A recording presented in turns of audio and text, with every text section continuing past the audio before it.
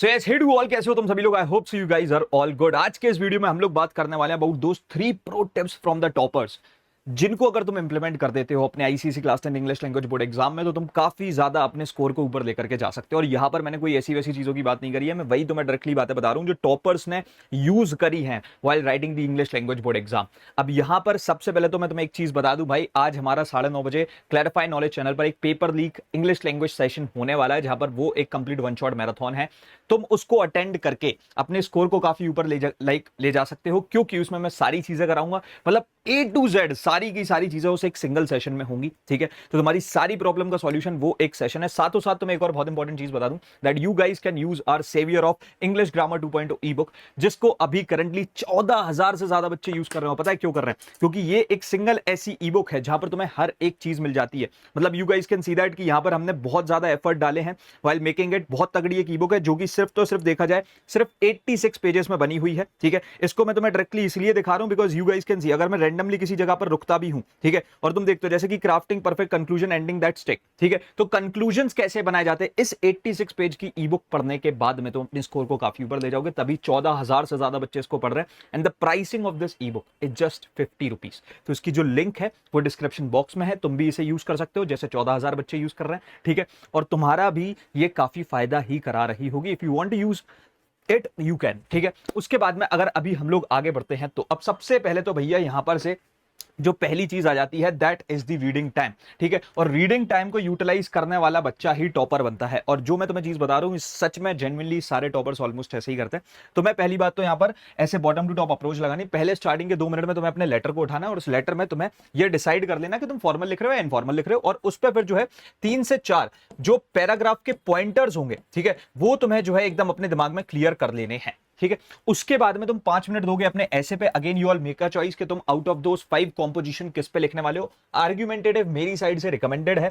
फिर उस पे जो है तुम 7 से 8 बुलेटेड पॉइंट्स बनाओगे। ठीक है, और यहां पर तुम जो है इन सारी चीजों को फिर निपटा लोगे। फिर उसके बाद में 8 मिनट तुम पूरा अपने कॉम्प्रीहेंशन पे देते हो। अच्छा, एंड में कॉम्प्रीहेंशन करने क्यों बोला? क्योंकि तुम जैसे ही पैसेज कर लोगे, ठीक है, इसे तुमने पूरा 8 मिनट में रीड कर लिया, ठीक है, प्लस अंडरलाइन कर लिया, तो तुम हाल के हाल जैसे ही तुम्हारा राइटिंग टाइम स्टार्ट होता है, तुम इसे फिर आराम से 20 से 25 मिनट में इजीली किल कर सकते हो। That's why you have to read the passage in the last। पहले तुम्हें अपने लेटर और ऐसे की प्लानिंग कर लेनी है। हर एक टॉपर, ये चीज याद रखना, मैं तुम्हें अगर ये स्टेटमेंट बोल रहा हूं तो ये है, हर एक topper English language board exam के लिए लिखने से पहले प्लान करता है। जो प्लान करता है वही विन करता है। बाकी अदरवाइज तुम अगर ऐसे बीच में एकदम से कुछ भी लिखने बैठोगे तो तुम कुछ भी लिखने लगोगे और एग्जामिनर तुम्हारे कितने भी मार्क्स काट लेगा। ठीक है, उसके बाद में अगर हम लोग आगे बढ़ते हैं, now the next thing is the formats and planning. अब देखो यहां पर एक चीज भाई समझ लो बहुत ज्यादा जरूरी है कि अगर तुम लोग लेट सपोज लेटर या नोटिस ईमेल के साथ में स्टार्ट कर रहे हो, तुमने पहले क्या किया, 30 सेकंड निकाले, तुमने जल्दी से ऐसे जो ना एक साइड में रफ वर्क बनाया। ठीक है, और उस रफ वर्क में तुमने जो है पूरे फॉर्मेट को, कोई भी चीज के फॉर्मेट को पहले लिख दिया। तो अब तुम्हारे क्या हुए, 5 से 6 मार्क्स जो है, चाहे लेटर हो चाहे नोटिस ईमेल हो, उसमें तुमने सेव कर लिए क्योंकि तुमने पहले फॉर्मेट लिख दिया। अब ये होगा क्या कि तुम्हारी पहली बात तो स्कोप ऑफ एरर्स खत्म हो जाएंगे। तुम फॉर्मेट में कोई भी गलती नहीं करोगे बिकॉज तुम देखोगे एक एक करके कि भाई अब हेडिंग लिखनी है, हेडिंग लिख देता हूं, अब ये लिखना है, अब ये लिख देता हूं। ऐसे कर करके अगर तुम पहले 30 सेकंड देके एक जगह पे पेंसिल से फॉर्मेट लिख देते हो, बाद में उसे इरेज कर देना, दैट विल हेल्प यू बहुत ज्यादा, क्योंकि तुम एक प्रॉब्लम से क्लियर हो जाओगे कि भाई फॉर्मेट याद करते करते नहीं लिखना है। अब तुमने फॉर्मेट लिख दिया, उसके हिसाब से अब सारी चीजें तुम लिखते जा रहे हो लाइन टू लाइन, तो ये तुम्हारी बहुत ज्यादा हेल्प करेगा। Revise the format in 1 minute, that's very important. फिर उसके हिसाब से अकॉर्डिंगली उसको लिखना स्टार्ट करो। दूसरी चीज कि ऐसे हो चाहे उसका प्रेसी हो, यहां पर तुम्हारे को एक चीज और बहुत ज्यादा इंपॉर्टेंट मेक श्योर करनी है कि भाई साहब you have to plan the points to be discussed. ये चीज याद रखो कि ऐसे के लिए तो मिनिमम 7 to 8 पॉइंट्स जो है हमारे को पहले अपने दिमाग में क्लियर करने हैं, तभी लिखना स्टार्ट करना है। क्योंकि अगर 7 से 8 पॉइंट्स नहीं है तो तुम उतने प्रिपेयर्ड नहीं हो ओवर दैट पर्टिकुलर टॉपिक। तो पहले 7 से 8 पॉइंट्स को याद रख लेना। अब जैसे अगर मैंने तुम्हें आर्ग्यूमेंटेटिव ऐसे को एक तरीके से जो है सजेस्ट किया है, राइट, तो यहां पर से ये चीज तुम्हारे को बिल्कुल एकदम क्लियर कर लेनी है कि अगर आर्ग्यूमेंटेटिव ऐसे है 7 से 8 पॉइंट्स करने हैं एक इंट्रो का, एक कंक्लूजन का 5-6 पॉइंट्स में से 2-3 मैं अपनी बात कर दूंगा, 2-3 में मैं काउंटर रिब्यूटल टेक्निक लगा सकता हूं। ये सारे टॉपर्स यूज करते हैं। काउंटर रिब्यूटल टेक्निक में ऐसा होता है कि बेसिकली किसी ने कुछ बोला, एक काउंटर दिया तुम्हारी स्टेटमेंट का, तो तुमने उसका रिब्यूटल दे दिया। रिब्यूटल मतलब कि तुमने उसकी बात को ओवरलैप कर दिया, उसको भी गलत प्रूव कर दिया, अपने आप को वापस सही प्रूव कर दिया।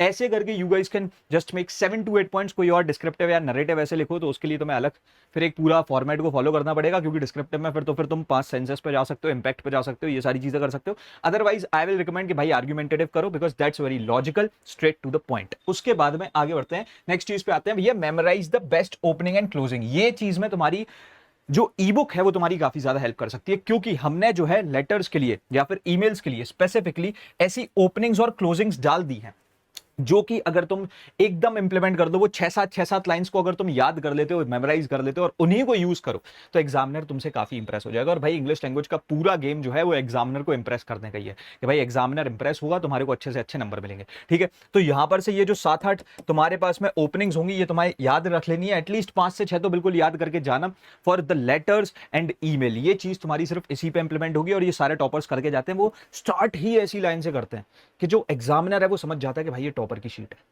समझ रहे हो। तो ये चीज तुम्हें मेक श्योर करनी है। Make sure that you are at least memorising 5 to 6 openings and closing. 5 से 6 ओपनिंग, 5 से 6 क्लोजिंग्स तुम्हें याद हैं कि कैसे ओपन करना है किसी पैराग्राफ को, कैसे उसे क्लोज करना है। उसके बाद में गोइंग अहेड अगर हम लोग आगे बढ़ते हैं, अब फंक्शनल ग्रामर की भी मैं तुम्हारे को एक चीज बता देता हूं, this is the bonus step. भाई देखो, फंक्शनल ग्रामर जो है, अगर अभी तुम्हारे पास में मान के चलो 3 से 4 घंटे हैं, ठीक है, तो मैं तुम्हारा एक ऑब्वियसली एक सेशन तो लेने ही वाला हूं, वो पेपर लीक सेशन से हटके कि मैं 200 एमसीक्यूज कराऊंगा तुम्हारे को फंक्शनल ग्रामर पे, सो दैट तुम इजिली अपने पूरे मार्क्स को सिक्योर कर पाओ। अदरवाइज रूल्स को भी तुम जो है एक बार अच्छे तरीके से पढ़ लो। बाकी एग्जाम टाइम पे you guys have to make sure while starting the functional grammar, सबसे पहले देखो 20-25 क्वेश्चंस होंगे, जिसमें से कुछ एमसीक्यूज भी होंगे। ठीक है, 20 क्वेश्चंस होंगे, मान के चलो। पहले एक चीज करो, तुम उसे पूरा रीड करो। पहले 2-3 मिनट देकर के सारे क्वेश्चंस को रीड कर दो, and please just take the sure shots. एक होता है ना, गट फीलिंग आती है कि भाई साहब 20 में से 10 तो मुझे पता है कि ये 100% सही है, इस पे तो मुझे सेंटेंस बिल्डअप करने की भी जरूरत नहीं। तब जा करके उनको 10 को टिक कर लेना, और उस पे जो है फिर तुम एकदम स्टे करना, समझ रहे हो। मतलब दिस विल हेल्प यू बहुत ज्यादा, क्योंकि अगर तुम इधर से देखते हो ना कि 20-25 क्वेश्चन है, 20 मार्क्स मिलने, 10 तो मैंने रीड करते ही करते टिक मार दिए, so that will help you to build your confidence. और यही टॉपर्स करते हैं कि जिसमें मुझे पता ही है कि भाई सही ही है, बहुत ईजी है और सही ही है, तो मैंने टिक कर दिया। बाकी में फिर तुम एलिमिनेशन मेथड लगाओगे, ये लगाओगे, वो लगाओगे, और तब जाकर के चीजें करोगे। बाकी फॉर दिस वीडियो गाइस, मैंने तुम्हें 3 बहुत तगड़ी तगड़ी चीजें बता दी हैं, you guys can use them. E book को भी यूज करो, दैट विल हेल्प यू बहुत ज्यादा, तभी मैं तुम्हें रिकमेंड कर रहा हूं। बाकी फॉर दिस वीडियो हम रखते हैं इतना ही, एंड मिलते हैं तुम्हारे 9:30 बजे वाले सेशन में।